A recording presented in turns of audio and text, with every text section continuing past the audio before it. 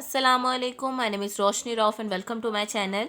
Matrices and determinants का lecture number 11 है। Question number 13 का पार्ट नंबर 2 आज स्टार्ट करेंगे। होपफुली आज ही हमारी एक्सरसाइज नंबर 3.1 जो है वो कंप्लीट हो जाएगी। कोई प्रॉब्लम हो या कोई कन्फ्यूजन हो आपने कमेंट सेक्शन में लाजमी तौर पर पूछ लेना है। फर्स्ट ऑफ ऑल हम देख लेते हैं, हमने अभी तक दो तरीके किए हैं। फर्स्ट मेथड हमारा ये था कि हम सिंपली क्या करते थे, इन्वर्स फाइंड आउट करके अपना आंसर निकाल लेते थे अननोन मैट्रिक्स के लिए। और दूसरा तरीका ये था कि उस मैट्रिक्स के लिए हम एक वैल्यू लेट कर लेते थे like A B C and D, और फिर उस वैल्यू को हम फाइंड आउट करते थे। ये वाला मेथड करने की रीज़न ये थी कि यहाँ पर हमारे पास जो सा ऑर्डर था उस ऑर्डर को हमने कभी इन्वर्स में देखा नहीं था। और अगर इस क्वेश्चन में देखा जाए तो यहाँ पर हमारे पास जो ऑर्डर है वो 2/2 का है। इसका मतलब है अगर इस क्वेश्चन के ऊपर हम मैट्रिक्स इन्वर्स मेथड को अप्लाई करते हैं तो बहुत ईजिली अप्लाई हो जाएगा, कोई मसला नहीं आएगा, क्योंकि ये मैट्रिक्स जो है ये बेसिकली 2/2 का है और हमें 2/2 के मैट्रिक्स में इन्वर्स का मेथड यूज़ करना अच्छे से आता है। सो इस वजह से इस क्वेश्चन के लिए हम जो मेथड यूज़ करने वाले हैं वो सिंपली हमारा मैट्रिक्स इन्वर्स मेथड होने वाला है। क्लियर हो गया। अब सबसे पहले हम क्या करते हैं, अपने इन दोनों मैट्रिक्सेस के लिए भी वैल्यूज़ को लेट कर लेते हैं। ये तो ऑलरेडी ए है ना, इसको हम लेट कर लेते हैं कि ये क्या है, ये बी है, ये हमारा ए ही रहेगा और इसको हम सी कह लेते हैं। बी ए और हमारे पास आ गया सी। इसका मतलब है इक्वेशन कुछ इस तरह से, B A is equals to C. मुझे ए की वैल्यू निकालनी है, इसका मतलब है बी इक्वल के दूसरी तरफ जाएगा। इन्वर्स फाइंड आउट करने के मेथड में मैंने आपको बताया था जिस भी वैल्यू को आप इक्वल के इस तरफ से दूसरी तरफ लेकर जा रहे हो, अगर वो पहले लिखी हुई है, मतलब कि अगर इन दोनों की पोजीशन में देखो तो बी फर्स्ट है ए सेकंड है, तो बी जब इक्वल के दूसरी तरफ जाएगा तब भी बी पहली पोजीशन पे आएगा और सी जो है फिर वो दूसरी पोजीशन पे चला जाएगा। इस बात को आपने हमेशा याद रखना है। अगर ऐसा नहीं करोगे तो आपका पूरे का पूरा क्वेश्चन गलत हो जाएगा, ये बात याद रखिएगा। अब जो चीज़ हमें फाइंड आउट करनी है वो बेसिकली बी इनवर्स सी है। आप जानते हो बी इनवर्स का फॉर्मूला क्या होगा, adjoint of B over B का डिटर्मिनेंट। सो सिंपली हम क्या करते हैं, पहले बी डिटर्मिनेंट निकाल लेते हैं। आपकी मर्जी, आप बी डिटर्मिनेंट भी निकाल सकते हैं और बी का एडजॉइंट भी निकाल सकते हो। मैंने वैसे बी डिटर्मिनेंट की वैल्यू लिखनी है। यहाँ पर आ जाएगा 2 -1 -1 एंड 2। सिंपली डिटर्मिनेंट आप अच्छी तरह से जानते हो कैसे फाइंड आउट किया जाता है। 2 2s are 4, उसके बाद माइनस सेंटर में आता है, -1 1s are 1, तो यहाँ पर 1 एज इट इज़ आ गया। 4 -1 तो हमारे पास आ जाएगा 3।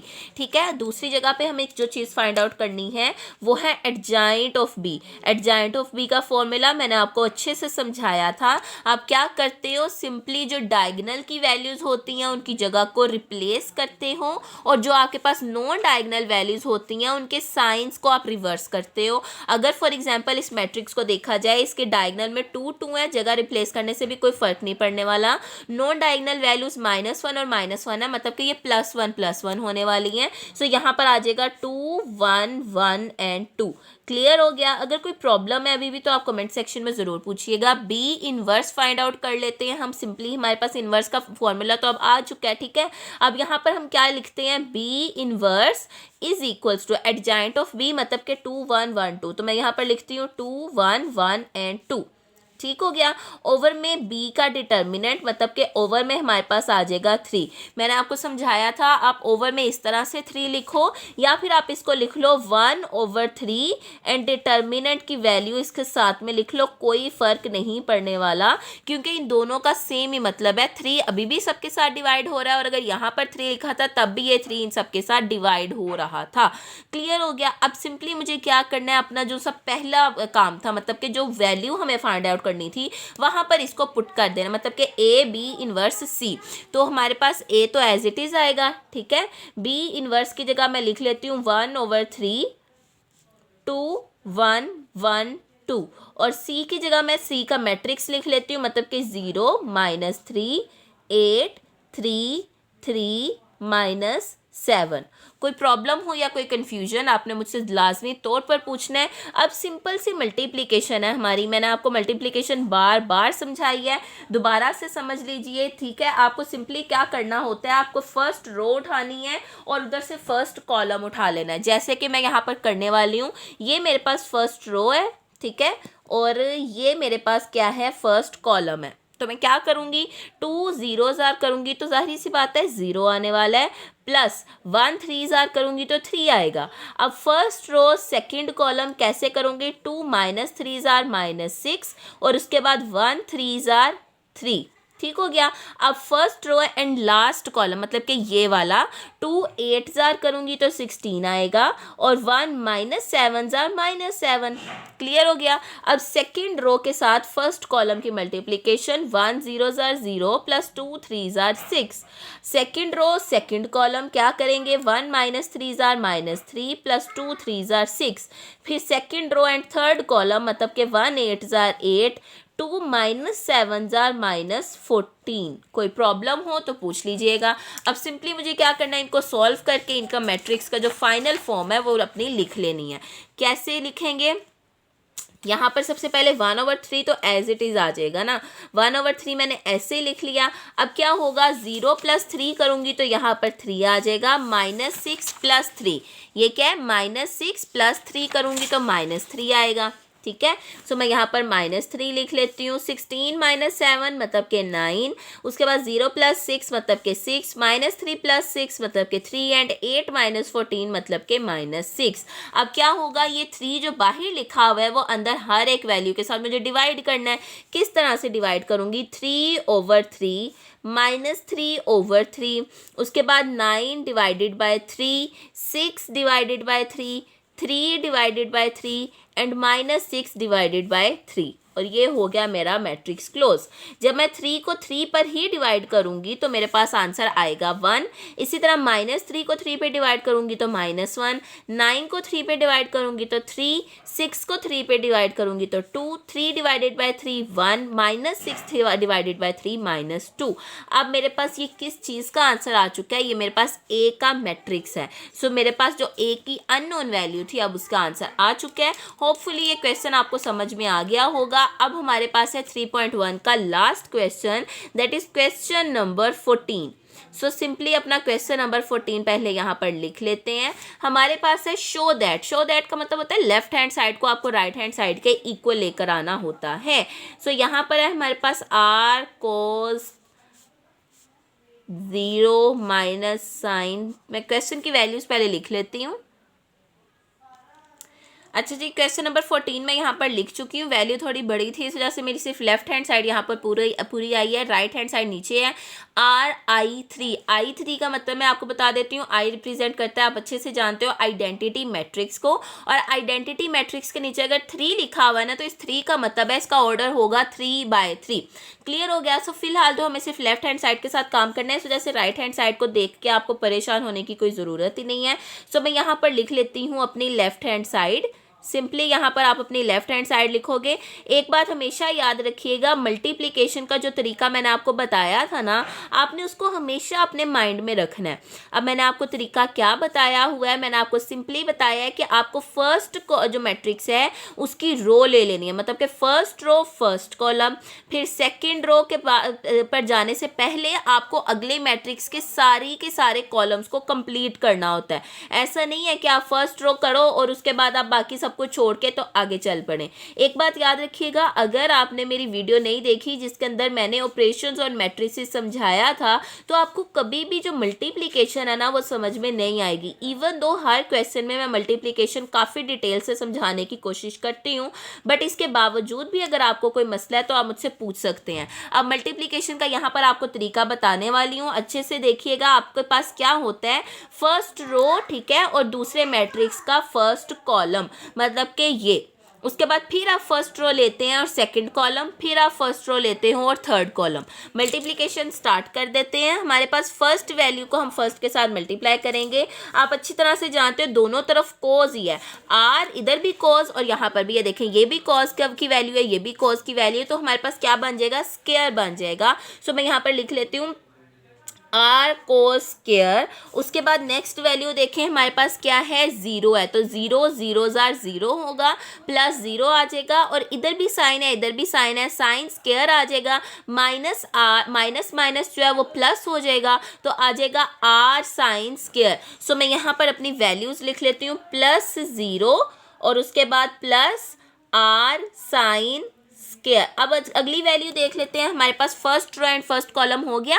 अब बारी आ गई हमारे पास first row and second column की। जब आप किसी भी वैल्यू को जीरो के साथ मल्टीप्लाई करते हो तो जीरो ही आ जाता है। फिर आप जीरो को वन से मल्टीप्लाई करोगे तो जीरो आ जाएगा। इस वैल्यू को जीरो से मल्टीप्लाई करोगे तो जीरो आ जाएगा, मतलब कि zero plus zero plus zero यहाँ पर आने वाला है। सो मैं यहाँ पर लिख लेती हूँ zero plus zero plus zero.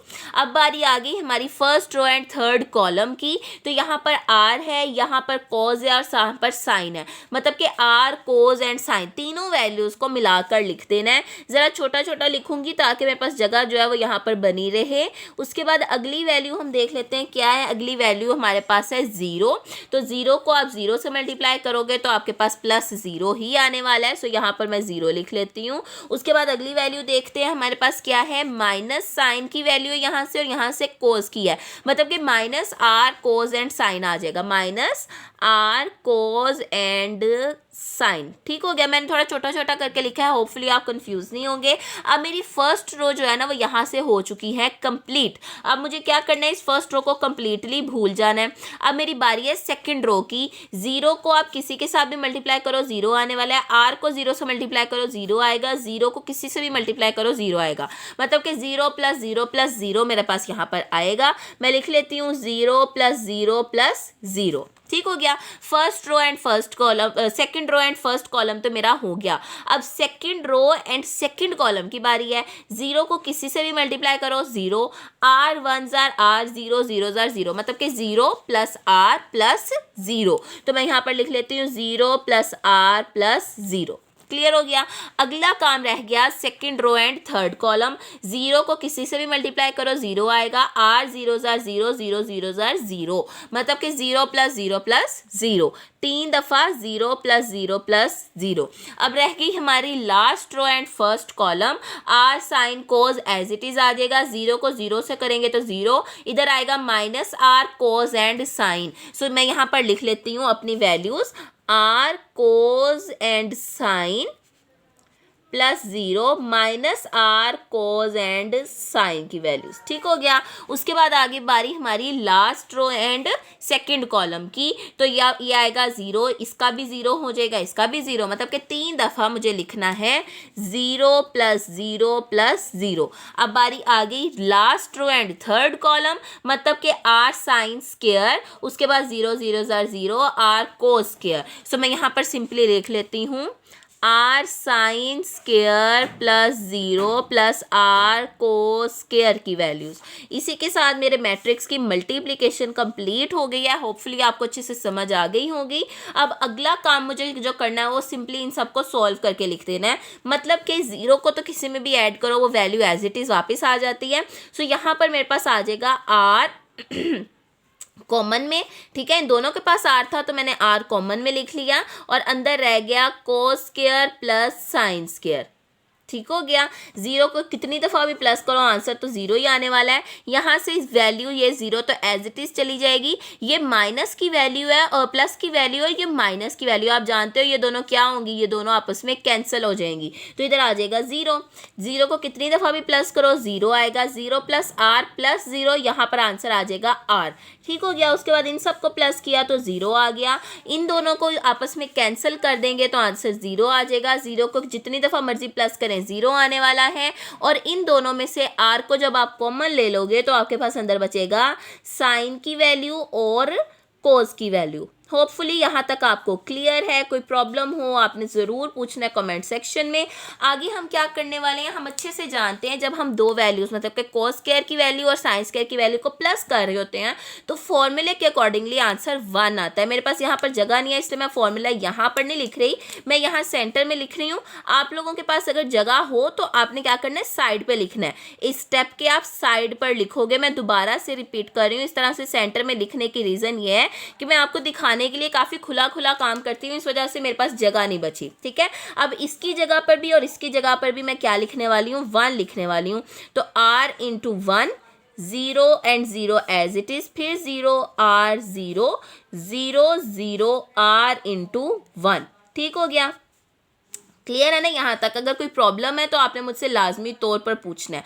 अब नेक्स्ट स्टेप के अंदर मैं क्या करने वाली हूँ, सिंपल सा काम है मेरे पास। आप देख सकते हो कि मेरे पास जितनी भी वैल्यूज़ हैं सारी साइडों से ज़ीरो हो चुकी हैं। मुझे यही काम करना था। आइडेंटिटी मैट्रिक्स का बेसिकली मतलब क्या होता है, इसकी डेफिनेशन मैंने आपको समझाई थी, अगर आपको याद हो तो। इसकी डेफिनेशन ये होती है कि सारी वैल्यूज ज़ीरो होनी चाहिए और आपका जो डायगनल है ना उसके अंदर सिर्फ और सिर्फ 1 आना चाहिए। और आप देख सकते हो इसके डायगनल के अंदर सिर्फ आर आ रहा है, तो आप इस आर को ले लो कॉमन। ठीक है, जैसे ही आप आर को कॉमन लोगे ना, ये आर तो बाहर चला गया, इसकी जगह रह गया 1 0 0 फिर 0। ये वाला आर ऑलरेडी बाहर है तो इसकी जगह पर हम 1 लिखेंगे। मैंने आपको समझाया था जब भी आप कॉमन लेते हो और कॉमन लेने के नतीजे में पूरी की पूरी वैल्यू बाहर चली जाती है तो आप उसकी जगह 1 लिख देते हो।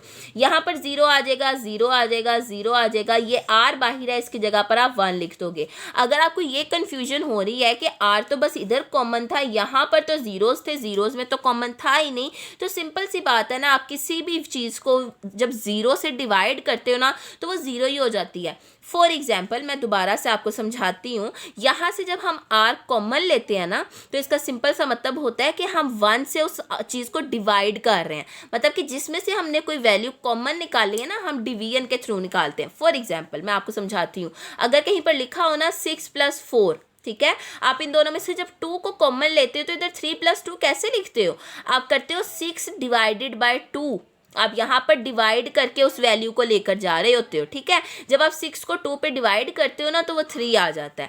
इसी तरह से यहाँ पर भी अगर फॉर एग्जांपल आप 0 में से आप समझ लो मैंने r को कॉमन लिया है और 0 / r जब करोगे तो 0 ही आ जाएगा। इस वजह से आपने कंफ्यूज नहीं होना। थोड़ी सी टेक्निकल सी चीज़ें, आप बस इतना समझ लो कि मैंने r को कॉमन निकाल लिया, इससे ज़्यादा कुछ समझने की ज़रूरत नहीं है। अब ये आ गया r, मैट्रिक्स का ऑर्डर क्या है 3/3 और है ये क्या, एक आइडेंटिटी मैट्रिक्स। तो मैं यहाँ पर I3 लिख सकती हूँ, बिल्कुल लिख सकती हूँ, कोई मसला नहीं है। इसका मतलब ये हुआ कि मेरी वैल्यू मेरी राइट हैंड साइड के इक्वल आ चुकी है। सो मैं यहाँ पर लिखूंगी is equals to right hand side, hence proved. कोई प्रॉब्लम हो या कोई कंफ्यूजन आप कमेंट सेक्शन में पूछ सकते हैं, क्योंकि आज हमारी एक्सरसाइज नंबर 3.1 जो है वो कंप्लीट हो चुकी है।